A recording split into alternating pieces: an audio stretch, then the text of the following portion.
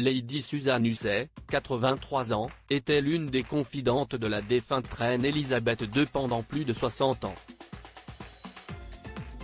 Lors d'une réception organisée par Camilla au palais de Buckingham le 29 novembre dernier en l'honneur de la conférence sur les violences faites aux femmes, la baronne d'Hussey a usé de propos racistes à l'encontre de Ngozi Fulani.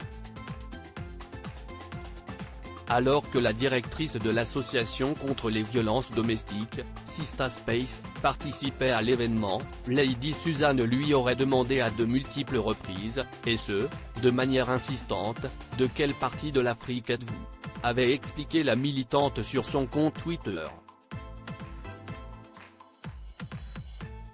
Une question à laquelle Ngozi Fulani avait donné la réponse suivante, « Je suis née ici et je suis britannique ». Pour tenter de calmer la polémique, Buckingham avait d'abord évoqué la démission, mais aussi les excuses de Lady Susan à son interlocutrice.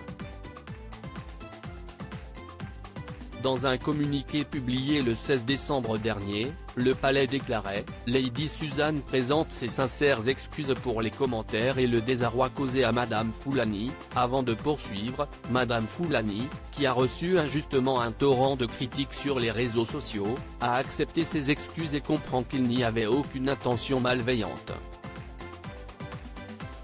Un communiqué commenté par l'activiste toujours sur son compte Twitter, « Ensemble, nous sommes plus forts, la haine ne gagnera jamais ». Supérieur à Rétro 2022, Charles III, les temps forts de l'année du nouveau roi de soutien dans les couloirs de Buckingham. Selon le journal anglais Le Mirror, une source a déclaré que la marraine du prince William avait reçu des soutiens de la part de ses amis. Certains ont même suggéré que Lady Susan devrait être la bienvenue au couronnement. Ils ont souligné ses nombreuses années de service rendues à la reine. Environ 2000 personnes sont attendues à l'abbaye de Westminster à Londres le 6 mai prochain. L'événement sera également retransmis sur les plus grandes chaînes de télévision.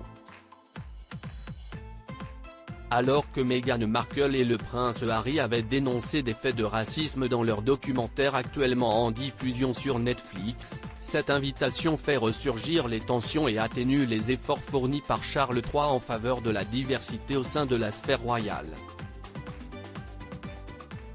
Article écrit en collaboration avec 6 Médias.